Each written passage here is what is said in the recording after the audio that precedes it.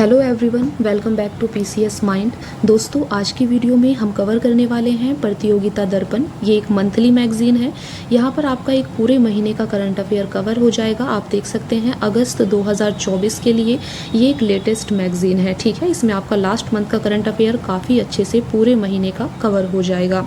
आपको बता दें कि इस सीरीज़ में हम प्रतियोगिता दर्पण को मंथली कवर करेंगे। ठीक है, तो ये सीरीज़ हम अभी स्टार्ट कर रहे हैं। आपको पता है कि आपका एग्ज़ाम भी आने वाला है, यूपीपीसीएस का प्रीलिम्स आने वाला है जो काफ़ी इंपॉर्टेंट है। इसके अलावा भी काफ़ी सारे एग्ज़ाम्स हमारे आ रहे हैं। आरओ का एग्ज़ाम हमारा दिसंबर में है। ठीक है, तो अभी हम क्या करेंगे, हम हर मंथ का करंट अफेयर प्रतियोगिता दर्पण मैगजीन से कवर करेंगे। ठीक है, आज की वीडियो में हम अगस्त का करंट अफेयर करेंगे। हम थोड़ा रिवर्स चलेंगे। ठीक है, आपका जनवरी से लेकर अगस्त तक का मंथली करंट अफेयर प्रतियोगिता दर्पण से हम कवर कराएंगे। ठीक है, सबसे पहले हम अगस्त का करंट अफेयर कवर करेंगे। अगस्त से जो पहला मंथ था आपका जुलाई। ठीक है, तो अगस्त से पहले आपका जुलाई था, तो इसके बाद आपका जुलाई का करंट अफेयर यानी जुलाई की जो प्रतियोगिता दर्पण की मैगजीन थी इसे हम कवर कर लेंगे। फिर जुलाई के बाद हम जून का कवर कर लेंगे। तो इस तरीके से हम पूरा जनवरी तक आपका कवर करेंगे ताकि आपको सभी मंथ का जो प्रतियोगिता दर्पण का करंट अफेयर है वो हमारे इस चैनल पर मिल जाए।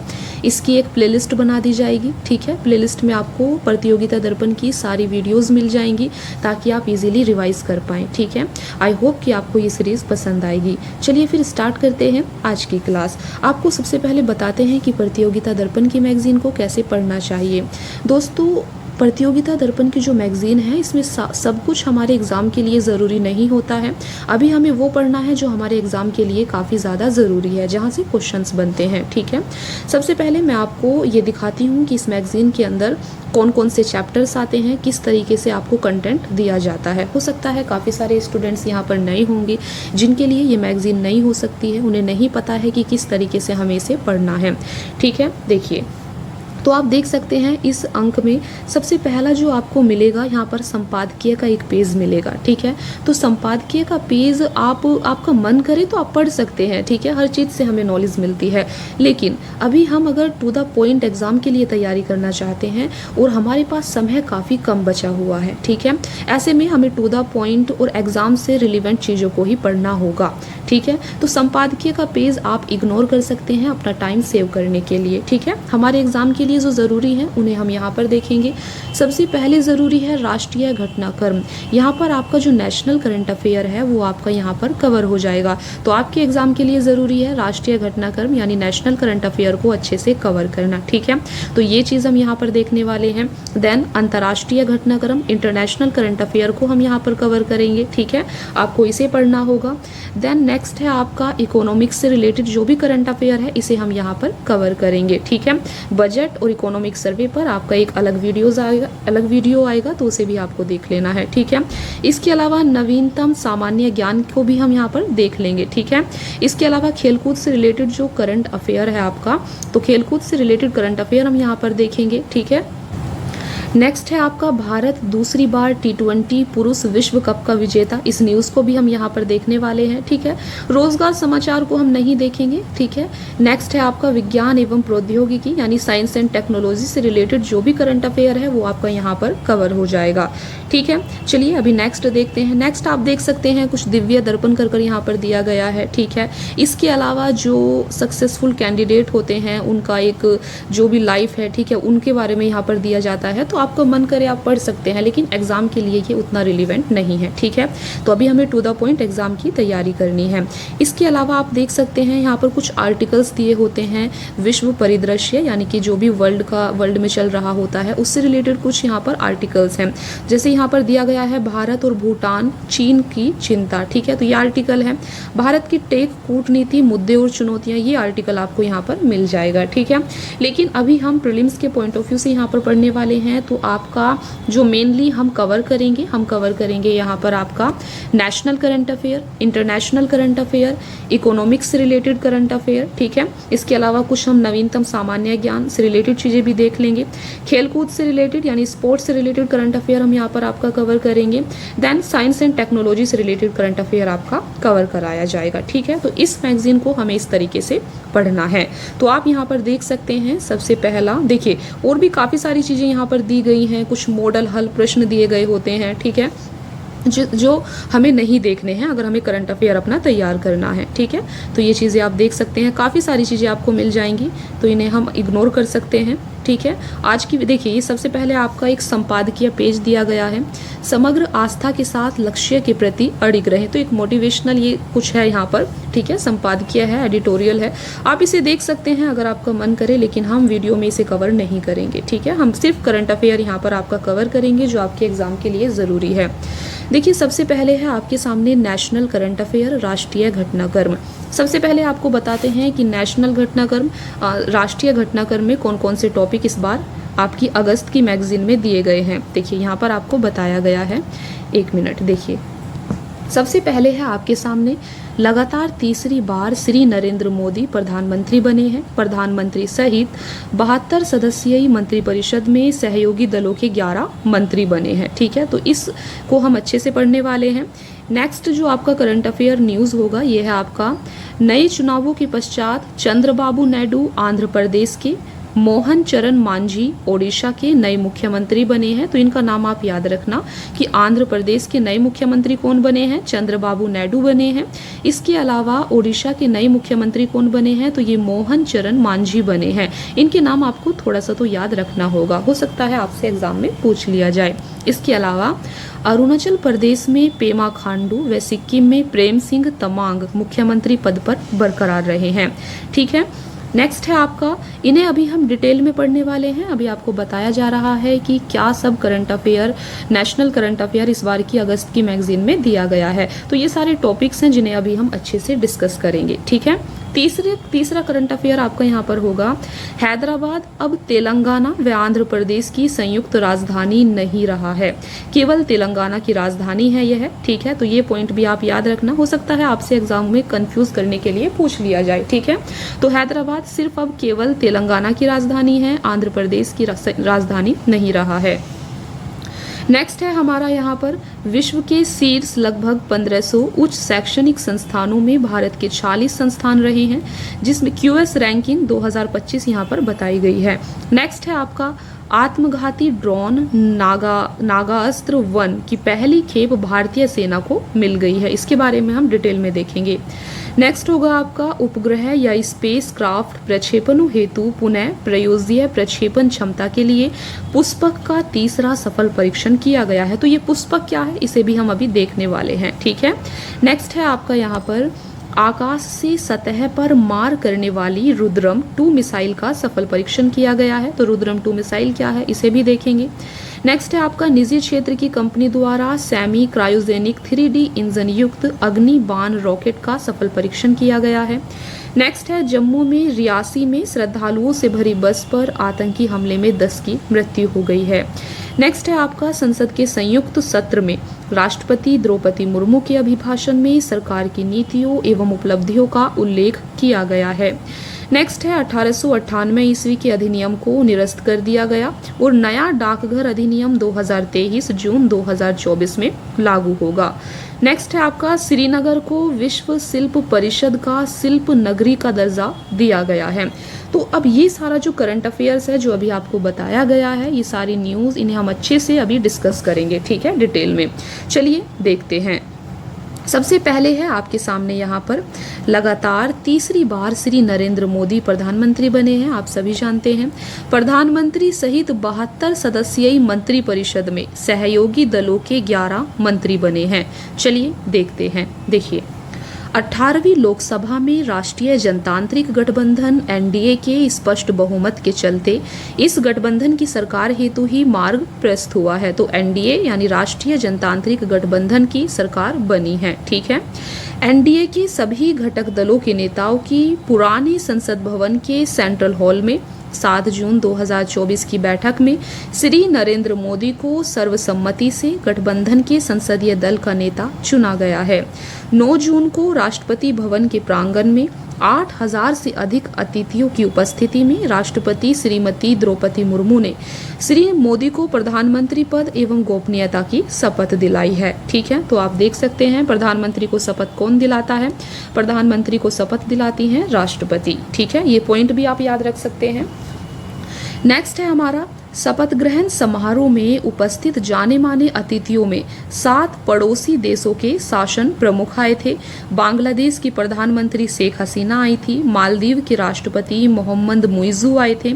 इसके अलावा श्रीलंका के राष्ट्रपति रानिल विक्रमसिंघे भी आए थे। मॉरिशस के प्रधानमंत्री पीके जगन्नाथ, नेपाल के प्रधानमंत्री पुष्प कमल दहल प्रचंड, भूटान के प्रधानमंत्री सेरिंग तोबगे व सेशेल्स के उपराष्ट्रपति अहमद आसिफ शामिल थे।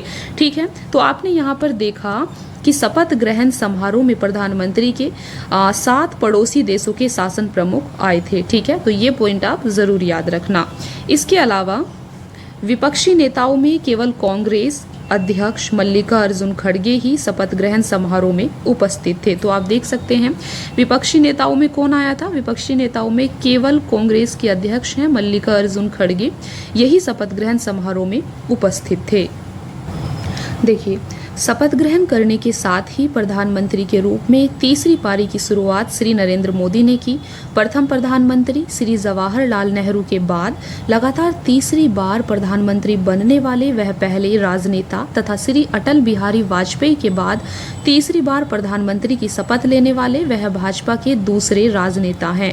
इसके साथ ही 3 बार मुख्यमंत्री रहने के पश्चात तीसरी बार प्रधानमंत्री बनने वाले भी पहले राजनेता हैं। ठीक है, तो ये पॉइंट है, इन्हें आप देख सकते हैं यहाँ पर।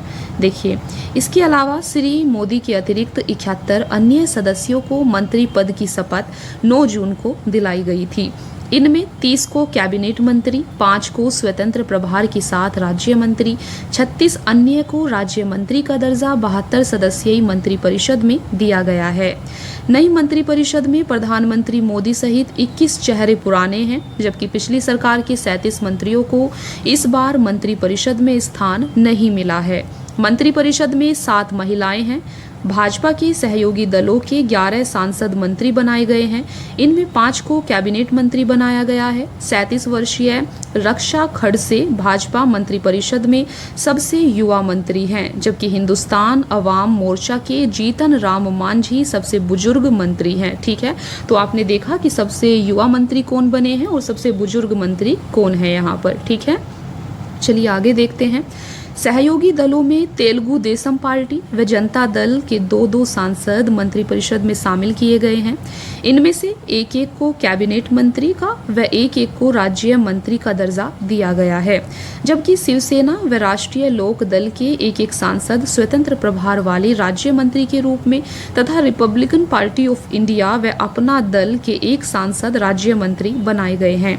सहयोगी दलों से 5 को कैबिनेट मंत्री के रूप में मंत्रिपरिषद में शामिल किया गया है।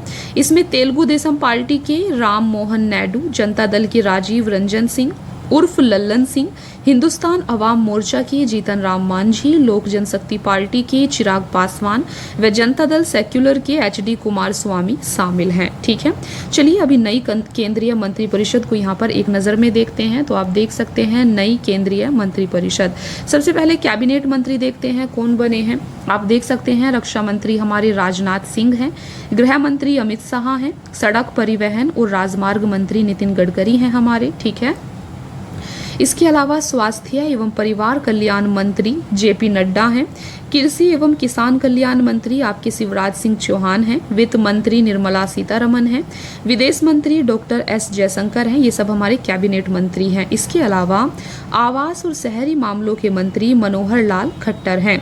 भारी उद्योग मंत्री आपके HD कुमार स्वामी हैं, तो इन्हें आप थोड़ा ध्यान रखना, हो सकता है आपसे पूछ लिया जाए। ठीक है, इसके अलावा वाणिज्य एवं उद्योग मंत्री हमारे पीयूष गोयल हैं, शिक्षा मंत्री धर्मेंद्र प्रधान हैं, सूक्ष्म लघु और मध्यम उद्यम मंत्री जीतन राम मांझी हैं। ठीक है, इनका नाम आप याद रखना, जीतन राम मांझी। इसके अलावा देखिए एक मिनट, हाँ, आपके पंचायती राज मंत्री और मत्स्य पालन, पशुपालन और डेयरी मंत्री हैं राजीव रंजन सिंह उर्फ लल्लन सिंह। ठीक है, इनका नाम भी आप याद रखेंगे। बंदरगाह जहाजरानी जलमार्ग मंत्री हैं आपके सर्बानंद सोनोवाल। ठीक है, तो यहाँ पर आप देख सकते हैं ये सब हमारे कैबिनेट मंत्री हैं। इसके अलावा रेल मंत्री आप देख सकते हैं यहाँ पर अश्वनी वैष्णव हैं, कपड़ा मंत्री गिरिराज सिंह हैं। ठीक है, इसके अलावा पर्यावरण, वन और जलवायु परिवर्तन मंत्री आपके भूपेंद्र यादव हैं। ठीक है, महिला एवं बाल विकास मंत्री का नाम आप याद रखेंगे, अन्नपूर्णा देवी बनी है। ठीक है, संस्कृति मंत्री आपके गजेंद्र सिंह शेखावत हैं, इनका नाम आप याद रख सकते हैं। इसके अलावा आप यहाँ पर देख सकते हैं संसदीय कार्य मंत्री आपके किरेन रिजिजू हैं। ठीक है, पेट्रोलियम और प्राकृतिक गैस मंत्री बने हैं आपके हरदीप सिंह पुरी। श्रम और रोजगार मंत्री हैं आपके डॉक्टर मनसुख मांडविया, इनका नाम आप याद रख सकते हैं। खाद्य प्रसंस्करण उद्योग मंत्री हैं आपके चिराग पासवान, इन्हें आप देख सकते हैं। जल शक्ति मंत्री हैं आपके CR पाटिल। तो यहाँ पर हमने देखा जो हमारे कैबिनेट मंत्री थे, इसके अलावा जो राज्य मंत्री हैं जो स्वतंत्र प्रभार के साथ बने हैं, तो इन्हें आप यहाँ पर देख सकते हैं। वीडियो को पॉज करके आप खुद से इन्हें पढ़ लेना अगर आप पढ़ना चाहते हैं। ठीक है, आप देख सकते हैं यहाँ पर आपके राज्य मंत्री दिए गए हैं। ठीक है, तो पूरा यहाँ पर आपको बताया गया है जो भी हमारा नया कैबिनेट बना है, नए मंत्री बने हैं नए प्रधानमंत्री के साथ। ठीक है, चलिए अभी दूसरी न्यूज़ देखते हैं। दूसरी न्यूज़ है आपके सामने, नए चुनावों के पश्चात चंद्रबाबू नायडू आंध्र प्रदेश के, मोहन चरण मांझी ओडिशा के नए मुख्यमंत्री बने हैं। अरुणाचल प्रदेश में पेमा खांडू व सिक्किम में प्रेम सिंह तमांग मुख्यमंत्री पद पर बरकरार रहे हैं। देखिए, 18वीं लोकसभा के चुनावों के साथ ही 4 राज्यों अरुणाचल प्रदेश, सिक्किम, आंध्र प्रदेश व ओडिशा की विधानसभाओं के लिए भी चुनाव कराए गए थे। इन विधानसभाओं में विभिन्न दलों को मिली सीटों के चलते अरुणाचल प्रदेश व सिक्किम में क्रमशः भाजपा व सिक्किम क्रांतिकारी मोर्चा का ही शासन बरकरार रहा है, जिससे अरुणाचल प्रदेश के भाजपा के पेमा खांडू तथा सिक्किम में SKM के प्रेम सिंह तमांग ही पुनः मुख्यमंत्री बनाए गए हैं। देखिए, पेमा खांडू ने 13 जून 2024 को तीसरी बार तथा प्रेम सिंह तमांग ने 10 जून 2024 को दूसरी बार मुख्यमंत्री पद की शपथ ग्रहण की है। आंध्र प्रदेश में विगत 5 वर्षों से सत्तारूढ़ YSRCP यानी कांग्रेस पार्टी का सफाया करते हुए चंद्रबाबू नायडू के नेतृत्व वाली तेलुगु देशम पार्टी ने अकेले ही 175 सदस्यीय विधानसभा में 135 सीटों पर विजय प्राप्त की है। वहां TDP ने NDA के सहयोग से चुनाव लड़ा था। ऐसे में वहां गठित NDA सरकार में चंद्रबाबू नायडू ही मुख्यमंत्री बनाए गए हैं। 74 वर्षीय श्री नायडू ने चौथी बार मुख्यमंत्री पद की शपथ 12 जून को विजयवाड़ा में ग्रहण की है। इसके अलावा दोस्तों, ओडिशा में बीजू जनता दल के 24 वर्ष के शासन का खत्म कर भाजपा ने स्पष्ट बहुमत प्राप्त करके नई सरकार का गठन वहां किया है। भाजपा विधायक दल के नेता मोहन चरण मांझी ने मुख्यमंत्री पद की शपथ वहां 12 जून 2024 को ग्रहण की है। यह पहला ही अवसर है जब ओडिशा में भाजपा सरकार सत्ता में आई है। ठीक है, तो यहाँ पर आप देख सकते हैं। चलिए नेक्स्ट देखते हैं। नेक्स्ट सबसे पहले बात करते हैं, हैदराबाद अब तेलंगाना व आंध्र प्रदेश की संयुक्त राजधानी नहीं रहा है, केवल तेलंगाना की राजधानी रहा है। ठीक है, चलिए इसे पढ़ते हैं। देश के प्रमुख महानगरों में गिना जाने वाला हैदराबाद अब तेलंगाना व आंध्र प्रदेश की संयुक्त राजधानी नहीं है। आंध्र प्रदेश पुनर्गठन अधिनियम 2014 के 10 वर्ष पूर्ण होने के साथ ही 2 जून 2024 से यह अब केवल तेलंगाना की राजधानी है। इस अधिनियम के तहत ही आंध्र प्रदेश का विघटन कर तेलंगाना 2 जून 2014 से पृथक राज्य के रूप में अस्तित्व में आया था तथा इस अधिनियम में ही हैदराबाद को अधिकतम 10 वर्ष तक तेलंगाना के साथ साथ आंध्र प्रदेश की संयुक्त राजधानी घोषित किया गया था। उसके अनुसार ही 2 जून 2024 से हैदराबाद अब केवल तेलंगाना की राजधानी है। देखिए, lake Q government guest house सहित हैदराबाद की कुछ परिसंपत्तियों को आंध्र प्रदेश सरकार द्वारा मई 2024 तक इस्तेमाल किया जा रहा था। 2 जून 2024 से पहले ही इनका कब्जा लेने के निर्देश तेलंगाना के मुख्यमंत्री रेवंत रेड्डी द्वारा मई 2024 में जारी किए गए थे। उधर आंध्र प्रदेश में स्थायी राजधानी का मुद्दा अभी भी पूरी तरह से हल नहीं हो सका है। 2015 में आंध्र प्रदेश की चंद्रबाबू नायडू के नेतृत्व वाली तत्कालीन सरकार ने अमरावती को राजधानी घोषित किया था। बाद में 2019 में YSR कांग्रेस पार्टी ने चंद्रबाबू नायडू के नेतृत्व वाली तेलुगु देशम पार्टी की सरकार को हटाकर सत्ता हासिल की थी। तो विकेंद्रीकरण का समर्थन करते हुए 3 शहरों को राजधानी बनाने का प्रस्ताव तत्कालीन मुख्यमंत्री YS जगनमोहन रेड्डी ने किया था। इसमें अमरावती को विधायी कुर्नूल को न्यायिक और विशाखापट्टनम को प्रशासनिक राजधानी बनाने का प्रस्ताव था। कानूनी अड़चनों के कारण 3 राजधानियां बनाने के प्रस्ताव का मामला अभी सर्वोच्च न्यायालय में लंबित है। 2024 के चुनावों के पश्चात चंद्रबाबू नायडू पुनः मुख्यमंत्री बने हैं।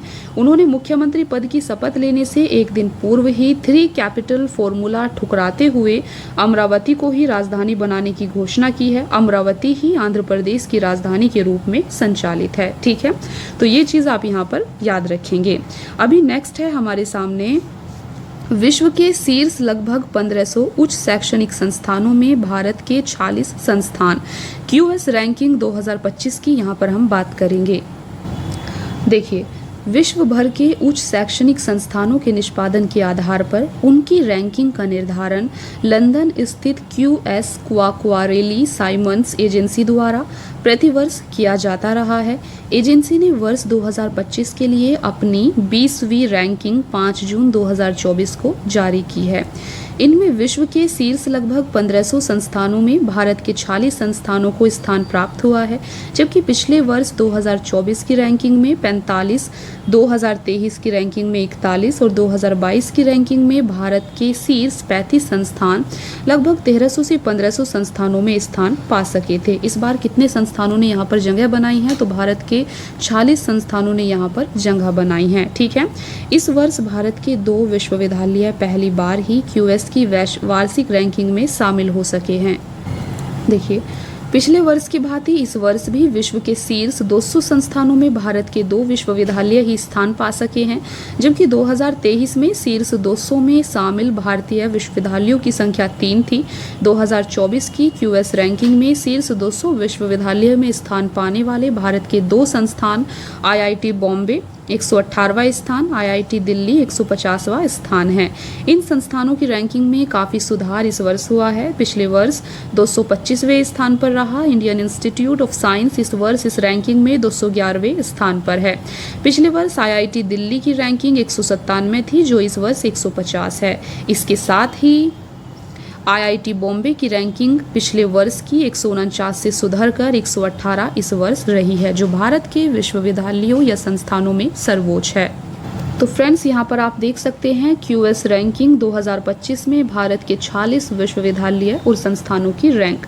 तो आप देख सकते हैं सबसे टॉप पर यहाँ पर जिसकी 118 रैंक है IIT बॉम्बे है, IIT दिल्ली 150 रैंक पर है, then Indian Institute of Science Bengaluru है 211वें स्थान पर। इन टॉप 3 को आप याद रख सकते हैं, इसके अलावा आप इन्हें देख सकते हैं यहाँ पर। ठीक है, चलिए आगे बढ़ते हैं। इसी के साथ आप यहाँ पर देख सकते हैं QS रैंकिंग 2025 में विश्व के शीर्ष 10 संस्थान कौन से हैं। तो यहाँ पर नंबर 1 पर आपका आया है Massachusetts institute of technology Cambridge America. ठीक है, ओवरऑल स्कोर इसका 100 रहा है, जिसकी रैंक 1 है। ठीक है, तो आप रैंक 1 यहाँ पर याद रख सकते हैं। रैंक 2 है आपकी इंपीरियल कॉलेज लंदन UK की, और रैंक 3 है आपकी ऑक्सफोर्ड यूनिवर्सिटी UK की। ठीक है, इन टॉप 3 को आप याद रख सकते हैं, बाकी भी आप यहाँ पर देख सकते हैं। चलिए आगे बढ़ते हैं। नेक्स्ट न्यूज है आपके सामने, उपग्रह स्पेस क्राफ्ट प्रक्षेपणों हेतु पुनः प्रयोज्य प्रक्षेपण क्षमता के लिए पुष्पक का 3रा सफल परीक्षण किया गया है। देखिए, उपग्रहों एवं अन्य अंतरिक्ष यानों के प्रक्षेपण के लिए इस्तेमाल किए गए रॉकेट एक ही बार इस्तेमाल के पश्चात नष्ट हो जाते हैं। ऐसे रॉकेटों को पुनः प्रयोज्य बनाने के लिए भारतीय अंतरिक्ष अनुसंधान संगठन ISRO ने पुनः प्रयोज्य प्रक्षेपण यान प्रौद्योगिकी रियूजेबल लॉन्च व्हीकल टेक्नोलॉजी के क्षेत्र में पुनः एक सफलता 23 जून 2024 को उस समय प्राप्त की, जब कर्नाटक के चित्रदुर्ग स्थित वैमानिकी परीक्षण रेंज से किया गया RLV LEX-3 प्रक्षेपण परीक्षण पूर्णतः सफलतापूर्वक संपन्न हुआ। यह इस श्रृंखला का 3रा परीक्षण था। ऐसा पिछला परीक्षण आपका RLV LEX-2 था। ठीक है, इसी वर्ष 22 मार्च 2024 को तथा पहला RLV 1 परीक्षण पिछले वर्ष किया गया था। 22 मार्च 2024 के दूसरे परीक्षण की तरह 23 जून 2024 के तीसरे परीक्षण के तहत वायुसेना का एक चिनूक हेलीकॉप्टर पंखों वाले पुष्पक नाम के एक यान को लेकर ऊपर गया। 4.5 किलोमीटर की ऊंचाई पर रनवे से 4 किलोमीटर दूरी पर इसे छोड़ा गया। मानव रहित पुष्पक स्वायत्त तरीके से क्रॉस रेंज सुधार करते हुए रनवे पर उतर गया। पिछले RLV LEX-2 परीक्षण की तुलना में RLV LEX-3 की लैंडिंग तेज हवाओं के बीच अधिक चुनौतीपूर्ण परिस्थितियों में कराई गई। इसरो के अनुसार लैंडिंग के समय इस वाहन का लैंडिंग वेग 320 किलोमीटर प्रति घंटा से अधिक था, जबकि वाणिज्यिक विमान के लिए यह 260 और सामान्य लड़ाकू विमान के लिए 280 किलोमीटर प्रति घंटा होता है। लैंडिंग के बाद ब्रेक पैराशूट से वाहन की गति को 100 किलोमीटर प्रति घंटा तक कम किया गया। इसके बाद रनवे के लिए लैंडिंग गियर ब्रेक का उपयोग किया गया। पुष्पक ने रनवे पर संतुलन बनाए रखने को नॉज व्हील स्टीयरिंग प्रणाली का उपयोग किया। इस तरह की पुनः प्रयोज्य क्षमता अभी तक अमेरिका, रूस व चीन के पास ही उपलब्ध थी। तो हमने यहाँ पर देखा कि इस प्रकार की पुनः प्रयोज्य क्षमता अभी तक अमेरिका, रूस व चीन के पास ही उपलब्ध थी तथा भारत यह क्षमता हासिल करने वाला चौथा देश बन गया है। ठीक है, ये पॉइंट आप याद रखना।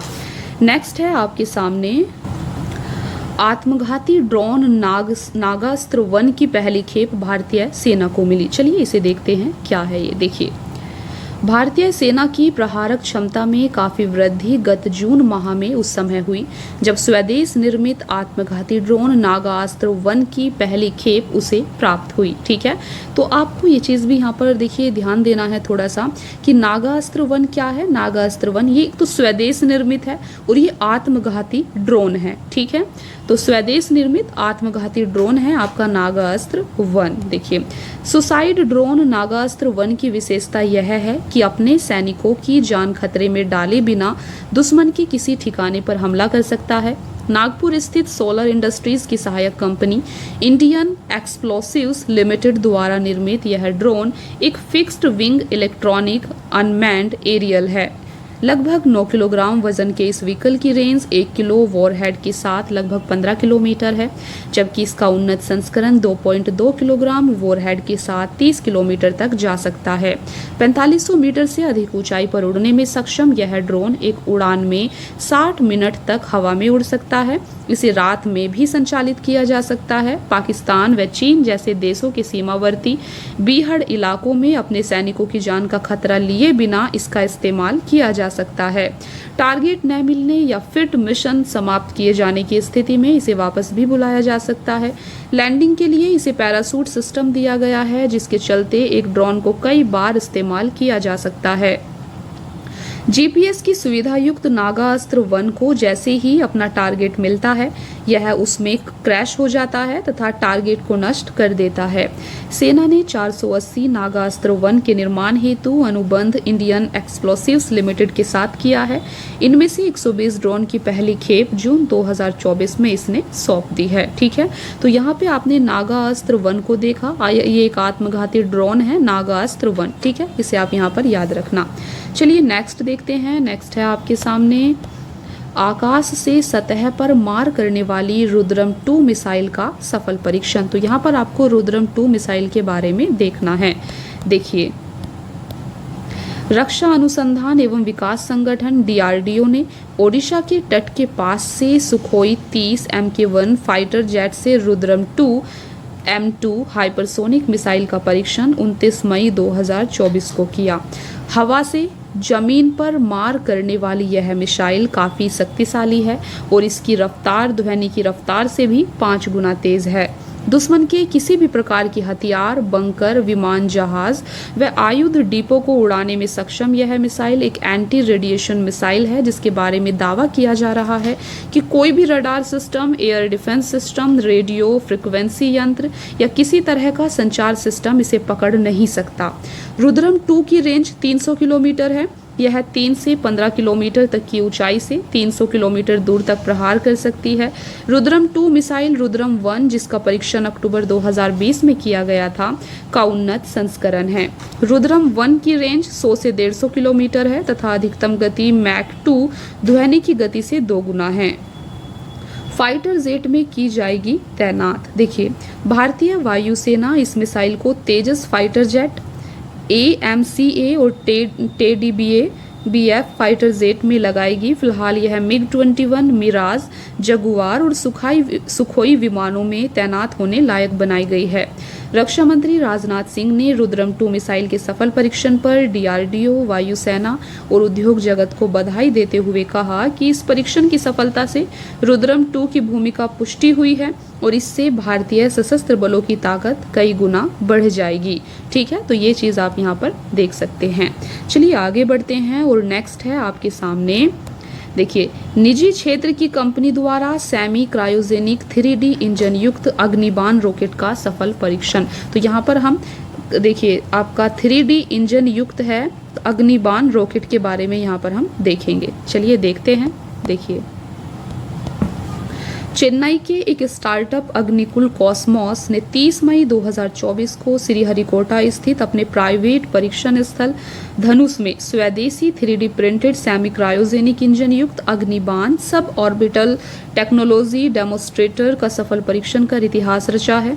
अग्निबाण सेमी क्रायोजेनिक इंजन वाला भारत का पहला रॉकेट है। ठीक है, तो आप यहाँ पर देख सकते हैं अग्निबाण रॉकेट आपका ये सेमी क्रायोजेनिक इंजन वाला भारत का पहला रॉकेट है। सेमी क्रायोजेनिक इंजन में तरल व गैस के मिश्रण का उपयोगी ईंधन के रूप में होता है। इसकी सफल उपकक्षीय परीक्षण उड़ान के साथ ही अग्निकुल कॉस्मोस यह उपलब्धि हासिल करने वाली भारत की दूसरी प्राइवेट कंपनी बन गई है। इससे पूर्व हैदराबाद की स्काई रूट एरोस्पेस ने उपकक्षीय रॉकेट विक्रम S की सफल लॉन्चिंग 18 नवंबर 2022 को की थी। स्काई रूट एरोस्पेस ऐसी उपलब्धि वाली भारत की पहली निजी कंपनी थी। ठीक है, तो ये आप देख सकते हैं। नेक्स्ट है आपके सामने, जम्मू में रियासी में श्रद्धालुओं से भरी बस पर आतंकी हमले में 10 की मृत्यु हो गई। चलिए देखते हैं। एक दुस्साहसिक कार्यवाही के तहत आतंकियों के जम्मू संभाग के रियासी जिले में शिवखोड़ी शिव मंदिर से कटरा लौट रही श्रद्धालुओं से भरी एक बस पर अंधाधुंध गोलियां 9 जून 2024 को बरसाई। बस चालक को भी गोली लगने से बस अनियंत्रित होकर लगभग 200 फुट गहरी खाई में जा गिरी। बस में सवार श्रद्धालुओं में से 10 की मृत्यु प्रारंभिक समाचारों के अनुसार हो गई, जबकि अनेक लोग घायल हुए हैं। मरने वालों की संख्या में वृद्धि हो सकती है। श्रद्धालुओं से भरी बस पर आतंकियों का यह हमला 9 जून को उस समय हुआ जब प्रधानमंत्री कुछ ही मिनट में अपने तीसरे कार्यकाल के लिए शपथ लेने वाले थे। प्रारंभिक जानकारी के अनुसार आतंकियों की संख्या 4 थी, जो घात लगाकर पहले ही पौनी व शिवखोड़ी के बीच बस के आगे आकर अंधाधुंध गोलियां दागने लगे। इस आतंकी हमले की जिम्मेदारी किसी आतंकी संगठन ने नहीं ली है, तथापि हमला करने वाले आतंकियों की पहचान का दावा पुलिस ने किया है तथा उनकी तलाश जारी है। जून माह के अंत तक इस मामले में कोई गिरफ्तारी नहीं हुई थी। ठीक है, तो ये आपकी एक न्यूज़ थी। चलिए आगे बढ़ते हैं और नेक्स्ट है आपके सामने, संसद के संयुक्त सत्र में राष्ट्रपति द्रौपदी मुर्मू के अभिभाषण में सरकार की नीतियों एवं उपलब्धियों का उल्लेख किया गया। देखिए, 18वीं लोकसभा के गठन के चौथे ही दिन संसद के दोनों सदनों के पहले संयुक्त सत्र को राष्ट्रपति श्रीमती द्रौपदी मुर्मू ने 27 जून 2024 को संबोधित किया। संविधान के अनुच्छेद 87 के तहत किए गए इस अभिभाषण में केंद्र सरकार की विगत 10 वर्षों की उपलब्धियां गिनाने के साथ ही 2047 में आज़ादी की शताब्दी का उत्सव विकसित भारत के रूप में मनाने का आह्वान अपने 50 मिनट के इस अभिभाषण में उन्होंने किया है। 18वीं लोकसभा के लिए नवनिर्वाचित सभी सांसदों को बधाई देते हुए विश्व के इस सबसे बड़े चुनाव के सफल आयोजन के लिए सर्वप्रथम चुनाव आयोग का आभार देशवासियों की ओर से उन्होंने व्यक्त किया। अमृतकाल के शुरुआती वर्षों में गठित 18वीं लोकसभा को कई मायनों में ऐतिहासिक बताते हुए उन्होंने कहा कि यह लोकसभा संविधान को अपनाने के 75वें वर्ष की साक्षी भी बनेगी। सरकार की विगत वर्षों की उपलब्धियों का उल्लेख करते हुए उन्होंने अपने इस अभिभाषण के शुरू में ही कहा कि रिफॉर्म, परफॉर्म एवं ट्रांसफॉर्म के संकल्प ने भारत को विश्व की सबसे तेजी से बढ़ने वाली अर्थव्यवस्था बना दिया है तथा 10 वर्षों में विश्व की 11वें नंबर की अर्थव्यवस्था से उठकर 5वें नंबर की अर्थव्यवस्था भारत हो गया है। उन्होंने बताया कि 2021 से 2024 के बीच भारत ने औसतन 8% की गति से विकास किया है तथा यह बीते 10 वर्षों के रिफॉर्म्स एवं राष्ट्रहित में लिए गए बड़े फैसलों के कारण संभव हुआ है।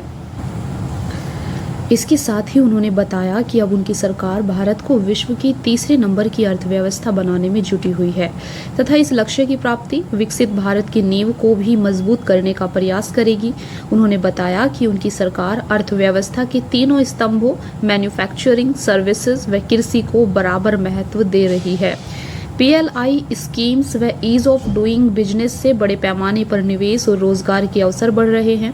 कृषि की बात करते हुए राष्ट्रपति जी ने बताया कि उनकी सरकार ने विगत 10 वर्षों में ग्रामीण अर्थव्यवस्था के हर पहलू पर बहुत जोर दिया है।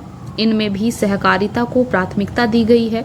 पीएम किसान सम्मान निधि योजना के तहत 3.20 लाख करोड़ की सहायता किसानों को दी जा चुकी है तथा खरीफ फसलों की एमएसपी में भी रिकॉर्ड वृद्धि सरकार ने की है।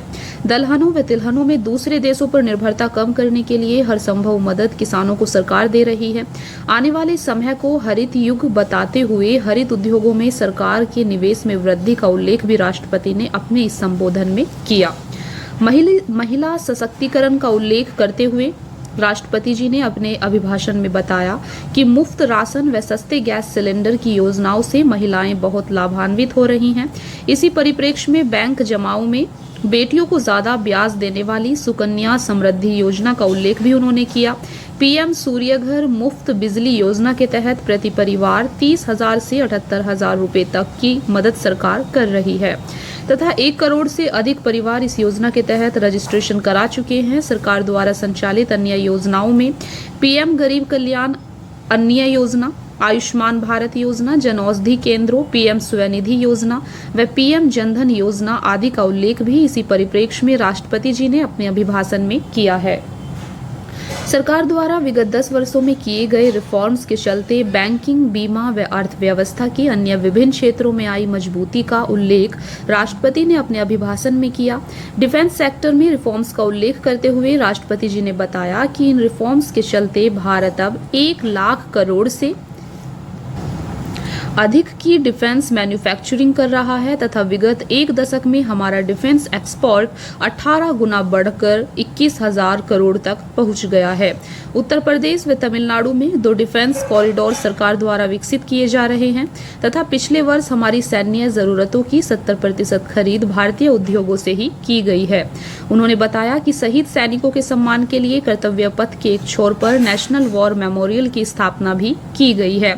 इसके अलावा शिक्षा के क्षेत्र में किए गए सुधारों का उल्लेख करते हुए राष्ट्रपति जी ने नई राष्ट्रीय शिक्षा नीति का उल्लेख किया तथा बताया कि देश में 7 नए IIT, 16 IIT, 7 IIM, 15 AIIMS, 315 medical college व 390 विश्वविद्यालय विगत 10 वर्षों में स्थापित किए गए हैं तथा एक डिजिटल विश्वविद्यालय की स्थापना की दिशा में काम सरकार कर रही है। परीक्षाओं में पेपर लीक के मामलों की निष्पक्ष जांच व दोषियों को कड़ी से कड़ी सजा दिलवाने के लिए सरकार की प्रतिबद्धता अपने इस अभिभाषण में उन्होंने व्यक्त की है। सरकार की नीतियों एवं प्रयासों के चलते अंतर्राष्ट्रीय मंच पर भारत की बढ़ती हुई प्रतिष्ठा का उल्लेख राष्ट्रपति ने अपने इस संबोधन में किया और कहा कि भारत को देखने का विश्व का नजरिया किस तरह से बदला है। यह इटली में हुए G7 सम्मेलन में सबने अनुभव किया है। अपनी G20 अध्यक्षता के दौरान विश्व को अनेक मुद्दों पर भारत ने एकजुट किया है। भारत के विजन ने ही India, Middle East, Europe economic corridor को आकार देना शुरू किया है। राष्ट्रपति जी ने यह विश्वास व्यक्त किया कि यह कॉरिडोर 21वीं सदी के सबसे बड़े गेम चेंजर्स में से एक सिद्ध होगा। संसद के संयुक्त सत्र में राष्ट्रपति का यह अभिभाषण 27 जून 2024 को था। 49 वर्ष पूर्व 25 जून 1975 को लागू हुए आपातकाल का स्मरण करते हुए इसे संविधान पर सबसे बड़ा हमला और काला अध्याय राष्ट्रपति ने बताया। भारत के संविधान को केवल राजकाज का माध्यम ही नहीं बल्कि जनचेतना का हिस्सा बनाने की सरकार के प्रयासों के बाद राष्ट्रपति जी ने कही, विगत 10 वर्षों में सरकार की उपलब्धियों के उल्लेख के पश्चात आने वाले वर्षों में सरकार एवं संसद के निर्णयों एवं नीतियों पर संपूर्ण विश्व की नजर राष्ट्रपति जी ने बताई है। आने वाले दौर को भारत का दौर बताते हुए उन्होंने पूर्ण कर्तव्यनिष्ठा के साथ राष्ट्रीय संकल्पों की सिद्धि में जुट जाने तथा विकसित भारत बनाने का आह्वान सभी देशवासियों से किया है। तो फ्रेंड्स, यहाँ पर आपका नेशनल करंट अफेयर्स कंप्लीट हो जाता है। अभी नेक्स्ट है आपका अंतर्राष्ट्रीय घटनाक्रम इंटरनेशनल करंट अफेयर, जिसे हम नेक्स्ट वीडियो में आपका कवर करेंगे। इसकी प्लेलिस्ट बना दी जाएगी जहां पर आपका जनवरी से लेकर अगस्त तक का सारी प्रतियोगिता दर्पण को कवर किया जाएगा। आई होप कि आपको आज की क्लास पसंद आई होगी। दोस्तों अगर आप इस चैनल पर नए हैं तो प्लीज़ चैनल को सब्सक्राइब कर लें और अपने दोस्तों के साथ शेयर करें। Thank you.